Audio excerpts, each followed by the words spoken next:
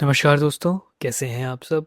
स्वागत है आपका एक बार फिर से एग्जाम्पल सारथी पर। और आज की वीडियो में मैं डिस्कस करने वाला हूँ IBPS PO का लेटेस्ट नोटिफिकेशन जो कल रात ही आया है।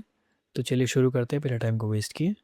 इस वीडियो में मैं आपको सारी चीज़ें इंपॉर्टेंट जितनी भी हैं वो सब बताऊंगा। कंप्लीट गाइड है ये एंड कुछ मिस नहीं होगा आपका। तो प्लीज़ इसको लास्ट तक देखिए and you will know everything, ठीक है? तो इंपॉर्टेंट डेट्स पहले देख लेते हैं। एप्लीकेशन जो है वो आज से शुरू हो गया आपका 1 जुलाई से एंड 21 जुलाई तक आपका फॉर्म चलेगा।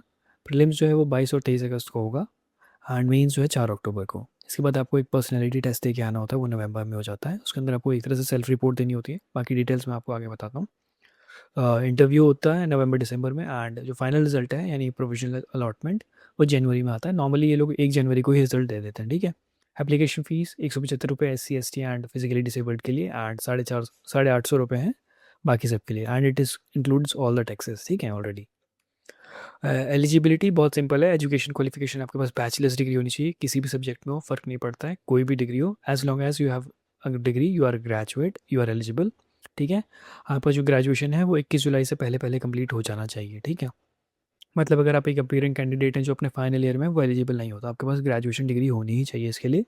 एंड एज लिमिट है 20 से 30 साल, ठीक है? इसके अलावा रिलैक्सेशन है 5 साल का एक सर्विसमैन SC और ST के लिए एंड OBC नॉन क्रीमी के लिए 3 साल और फिजिकली डिसेबल्ड के लिए 10 साल, ठीक है? तो अगर आपकी इससे एज 10 साल भी ज़्यादा है तो आप एलिजिबल हो जाते हैं, ठीक है?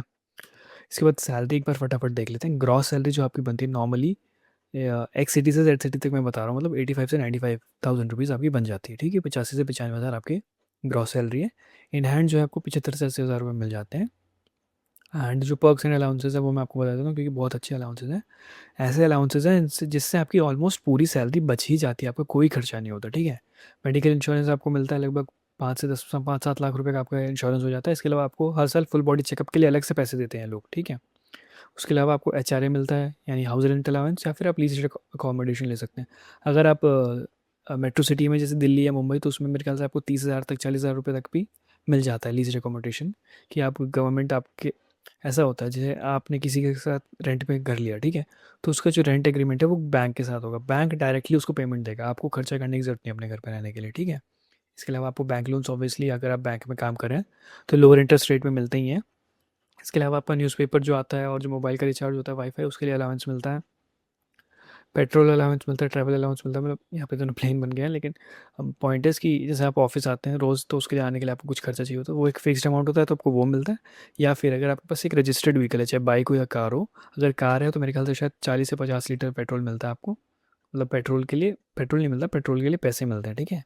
तो 50 लीटर के हिसाब से आप लगा लीजिए 100 रुपये के हिसाब से 5,000 रुपये आपको हर महीना मिलेंगे इसके। इसके अलावा आपको फर्नीचर अलाउंस मिलता है, हर 5 साल में आपको 2 या 3 लाख रुपए मिलते हैं फर्नीचर खरीदने के लिए। ब्रीफ केस अलाउंस मिलता है हर 2 साल में, 2 साल में एक बार आपको पैसे मिलते हैं कि आपको एक नया बैग खरीदना है उसके लिए। अब सोडेक्सो कूपन को रिप्लेस करके फ्लेक्सी मील कार्ड कर दिया तो ये क्या है, इसमें आपको 200 रुपये रोज़ मिलते हैं, मतलब 150 से 200 के बीच में रेंज करता है खाने के लिए, ठीक है? एंड आप वो ज़रूरी नहीं कि आपको वहीं पे खाना खाना है कैंटीन में। 200 रुपये का आपको कूपन होता है वो, और 6,000 रुपये तक का 5 से 6,000 रुपये का आपको कूपन मिलता है वो। उससे आप ग्रॉसरी खरीदनी है आप ग्रॉसरी खरीद सकते हैं। नहीं तो आपको अगर कुछ डायरेक्टली मील खरीदना है कैंटीन से तो आप वो खरीद सकते हैं, तो that is up to you. तो basically this is what flexi meal card is, ठीक है?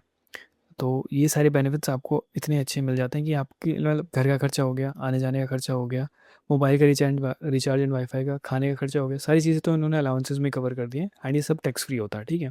टैक्स सिर्फ आपकी सैलरी पे लगता है। तो ये सारी चीज़ों का खर्चा जब अगर बैंक संभाल रहा है तो बाकी आपकी सैलरी ऑलमोस्ट बच ही रही है, आप पूरी अपने ऊपर खर्च कर सकते हैं, ठीक है?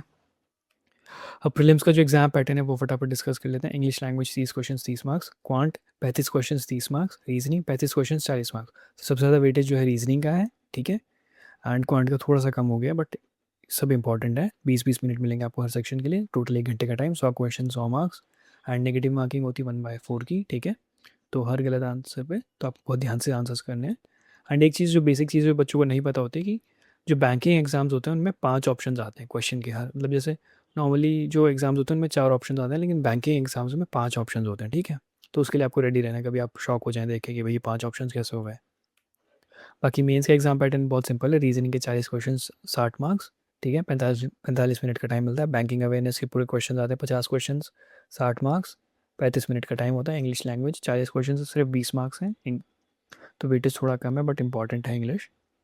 35 मिनट का टाइम इसमें मिलता है। DI का पूरा एक सेक्शन है 40 क्वेश्चन 60 मार्क्स, 45 मिनट मिलते हैं आपको, ठीक है।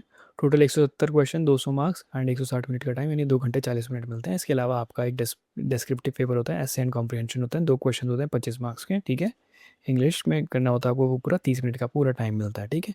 एंड ये टॉपिक बताएं कि इनके ऊपर ऐसे आ सकता है, ठीक है।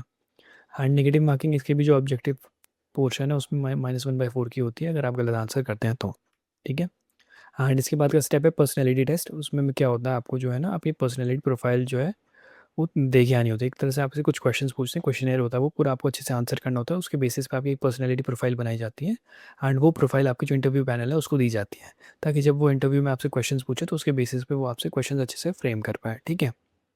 फिर आपका होता है personal interview and personal interview के बाद आपका फाइनल रिजल्ट आ जाता है एंड प्रोफेशनल अलॉटमेंट हो जाता है।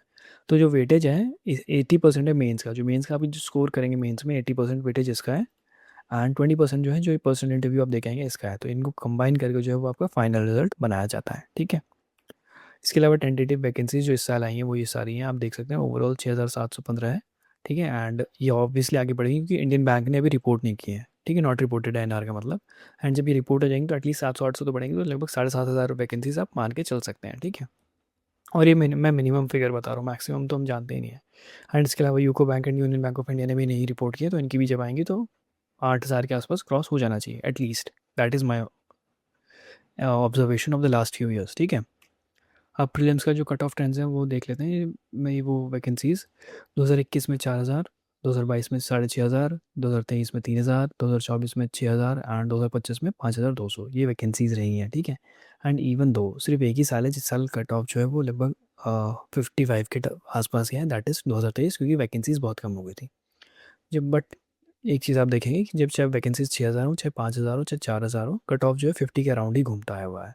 तो इस बार 6700 वैकेंसीज है जो आगे बढ़ेंगी ऑब्वियसली, तो कट ऑफ जो है 50 के अराउंड ही रहने वाला है। इतनी चीज़ आप ऑब्जर्व कर सकते हैं सारा वो देख के, ठीक है। एंड बाकी अपनी कैटेगरी के हिसाब से 1-2 मार्क्स आप कम कर सकते हैं अगर होते हैं तो। बट यूआर, ओबीसी और ईडब्ल्यूएस का तो ऑलमोस्ट सेम रहता ही, आइडेंटिकल है पिछले 5 साल से, ठीक है। तो वही रहेगा। तो what should be the target score, मैंने अपने पिछले वीडियो में मैंने पहले ही आपको बता दिया था कि अगर 3 से 4000 के बीच में वैकेंसीज रहेंगी तो 55 होना चाहिए safe score, and target score आपका 60 होना चाहिए मॉक टेस्ट में, ताकि आप एग्जाम में एटलीस्ट 55 स्कोर को कर पाएँ, ठीक है। एंड मैंने बोला था कि 4500 पे 50 is safe score and target score should be 55। तो इसीलिए मैं आपको फाइनल टारगेट स्कोर अब दे देता हूँ, क्योंकि वैकेंसीज 6715 है। तो safe score is 50 marks, but target जब आप 55 का लेके चलेंगे ना तभी आप 50 मार्क्स स्कोर कर पाते हैं, ठीक है। कंसिस्टेंटली प्रिपेयर करते रहिए and you will be able to achieve it. तो 50 दिन बचे हैं, अपना 100% एफर्ट दीजिए एंड क्लियर कीजिए इस एग्ज़ाम को। एंड रिजल्ट सेकेंडरी है, ठीक है। रिजल्ट जो भी होगा वो देखा जाएगा, लेकिन अगर आपने एफर्ट नहीं डाला ना अभी, तो बाद में आपको रिग्रेट नहीं होना चाहिए कि मैंने अपना 100% नहीं दिया। तो 100% effort is the main thing. बाकी रिजल्ट मिल ही जाता है अगर आपका एफर्ट बेस्ट है तो, ठीक है। बाकी good luck, thank you for watching. Like कीजिए वीडियो को, अगर अच्छा लगा तो शेयर कीजिए एंड सब्सक्राइब कीजिए एग्जाम्पल सारथी को।